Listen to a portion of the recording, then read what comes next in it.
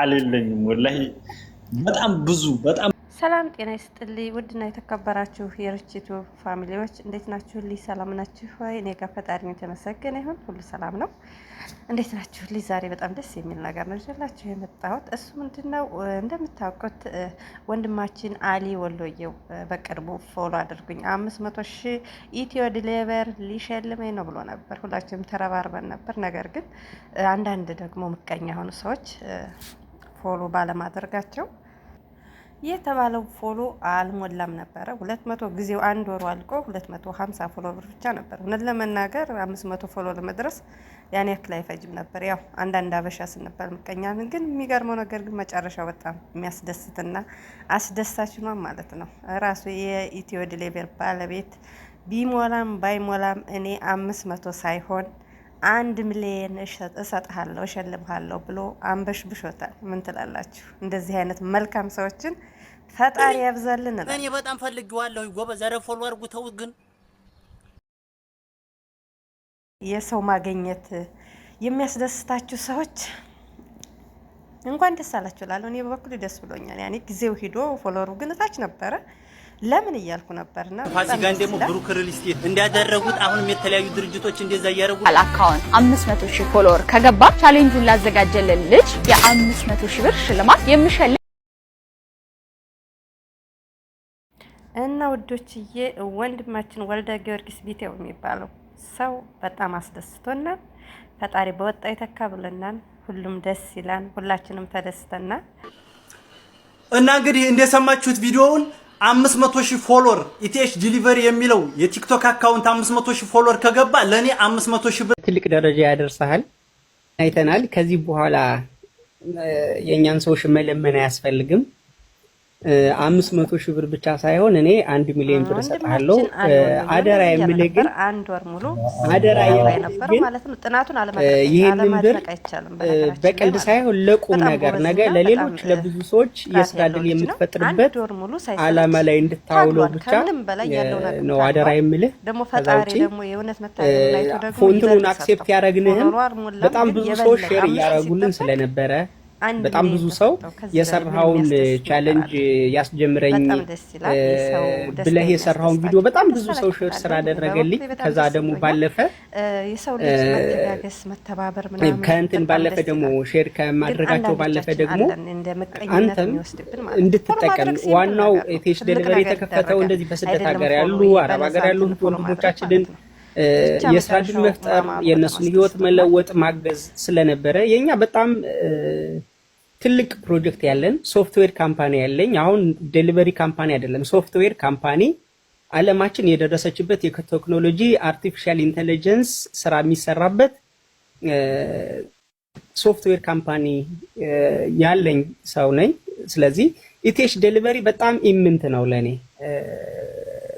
ቀጣይም ብዙ አሁን ላውንች የምናደርጋቸው በጣም ብዙ ፕሮጀክቶች አሉን።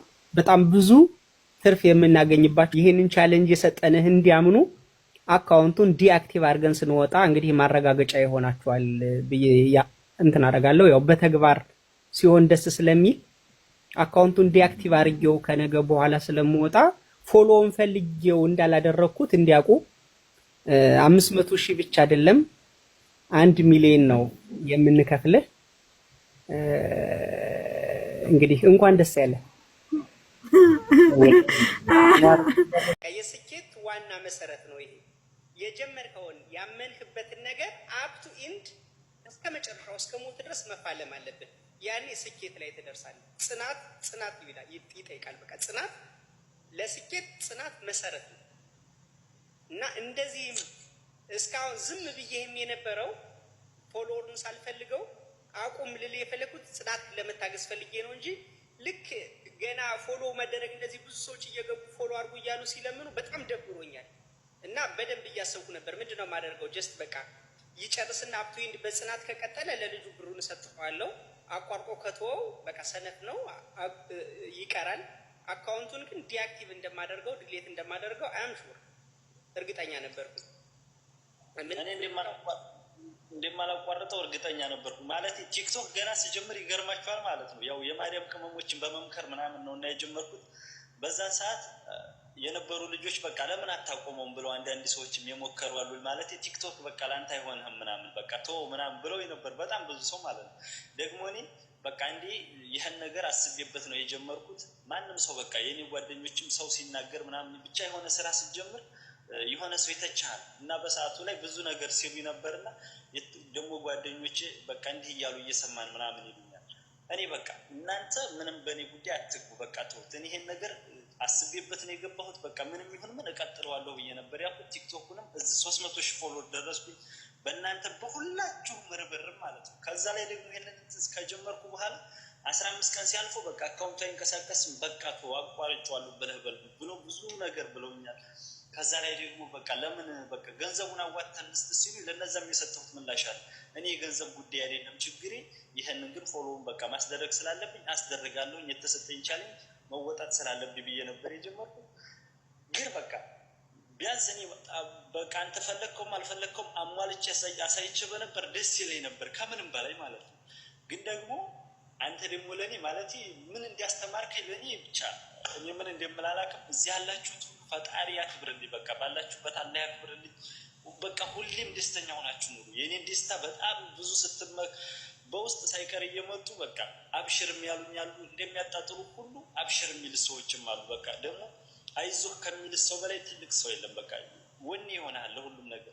አንተ ትችላለህ ሲሉ ማለት ነው በቃ ማለት ውስጥ በጣም እንትን ይላል። አችልም ሲሉ ይሰበራል፣ ትችላለህ ሲሉ ደግሞ ወኔ ይኖርሃልና አይዞህ እያላችሁ ብዙ ነገር እዚህ እንዲደርስ ስታደርጉኝ የነበራችሁ ሁሉ ከልብ አመሰግናለሁ። ለአንተ እኔ ቃላት የለኝም። ወላሂ ሰው ተኝቷል እንጂ ጩፍጩፍ ነበር ያለ ወላሂ ራሱ ደስ ስላለ ደስ ብሎኛል። ከዚህ በላይ እኛ ደስታ የለንም እንጂ ምግቡን ያኔ ጎዳና ተዳዳሪ እያለሁኝ የምበላውን ያህል አሁን አልበላም። ያኔ የነበረኝን እረፍት አሁን የለኝም። ያኔ እግዜር ይመስገን እንደ ሌሎቹ የጤና ችግር የለብኝም። በማምላክን ሁሌ ስለምጠይቃት እሷ ደግሞ በማይነጥፈው መዳፏ በማይሰስት መዳፏ ስለሆነ የምትሰጠኝ የጤና ችግር የለብኝም። ከዛ ውጭ ምንም እንደዚህ ሰው ደስ ሲለው ማየት ነው እኔ ደስ የሚለኝ። እኔ ደስታ የማገኘው እንደዚህ ሰዎች ደስ ሲላቸው ነው። እስፔሻሊ ደግሞ ልክ እንዳንተ በጽናት ያለ የሚሰራ የሚታተር ድህነቱን ለማሸነፍ የሚተጋ ሰው በጣም ነው ደስ የሚለኝ። ለዛ ነው እና እንደዚህ ደስ ስላለህም ደስ ብሎኛል። እኔ ከልብ ነው የማመሰግነው። እኔ ማለት አንዳንድ ጊዜ ታውቃላችሁ ደስተኛ በጣም ከመጠን በላይ ደስታችሁ ሲሆን እንዴት መግለጽ እንዳለባችሁ ራሱ አታውቁት። እኔ በቃ ያን ነው ውስጥ ያለው በቃ ማለት ደስታዬን ራሱ እንዴት አድርጌ ብገልጸው ማለት እንጃ ብቻ ወይኔ ፈጣሪ። እና ሌላው ደግሞ እንግዲህ እዚህ 4600 ምናምን አካባቢ ሰዎች አላቸው። ምናልባት አንዱ ስታደርጉት ወይም ስታስቀምጹበት የነበረው አንዱ ሀሳብ ክርስቲያንን ሃይማኖት ተሳድቧል የሚል ነበረ።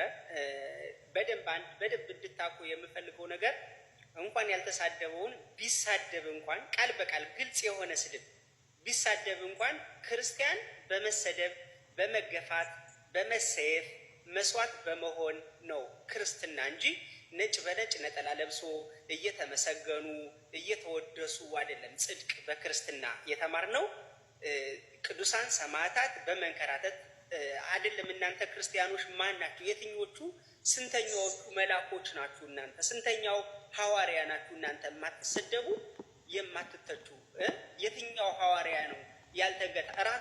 ራሱ ኢየሱስ ክርስቶስ እኮ ተሰዷል እኮ ተንከራቷል እኮ። እናንተ የትኞቹ ነቢይ ናችሁ? የትኞቹ ሐዋርያት ናችሁ የማትሰደቡት? እናንተ ስትሳደቡ አድማ ሰርታችሁ ቤት ከፍታችሁ ስትሳደቡ አልነበረ? ኢቭን ቢሳደብ እንኳን የተሳደበበት ቢገኝ እንኳን መጀመሪያ ምን ብለውት ነው የተሳደበው? ምን ተብሎ ነው? ምን ኮሜንት ተጽፎለት ነው? እኔ አንድ ነገር አለ የሆነ ፖስት ኮሜንት ስመልስ ካንተ ይሄን አንጠብቅም ብሎ ያሳቅቁኛል። መሳደብ ሳልፈልግ ቀርቼ አይደለም። በቃ ሰዎች እኔን የሚያከብሩኝ ሰዎች ቅር እንዳይላቸው ብቻ ነው እምተው እንጂ በደንብ መሳደብ የምፈልግበት ቦታ አለ። በደንብ በቃ እያመመኝ በቃ ነው ምተው ሳልሳደብ የምቀረው። በቃ ስሳደብ ደስ የማይላቸው ስላሉ እነሱን ላለማስከፋት። የትኞቹ መላእክት ናችሁ እናንተ የማትሰደቡት?